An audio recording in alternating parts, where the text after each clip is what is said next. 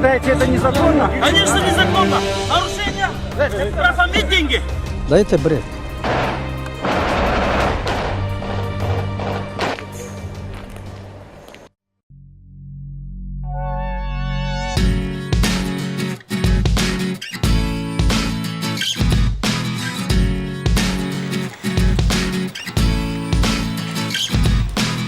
Понимаю, они обыскивали мечеть в течение 20 минут, и пока в мечети также никого нет.